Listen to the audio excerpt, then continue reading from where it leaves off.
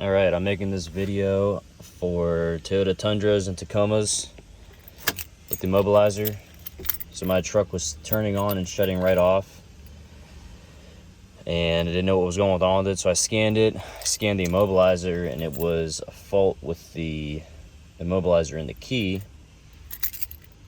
So read a couple things online, and if you clean right where the metal meets the plastic, there might be a little bit of gunk built up there over the years.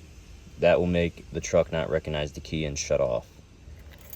So while I was doing that, I figured I might as well get a spare made for this thing because I only had one key.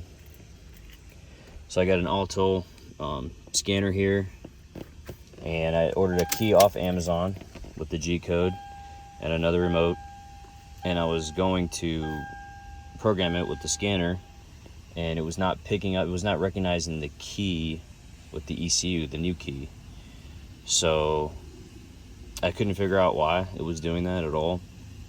It puts you through the whole system of saying, you know, turn the master key on, turn it off, pull it out, put it back in, turn it on, take it off, and then put the new key in it. So you go to key registration,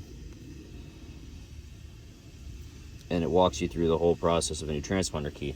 The thing that I was messing up on is, I don't know if this is common with these ignitions, but you see how this is not beeping, like it doesn't recognize the keys in it.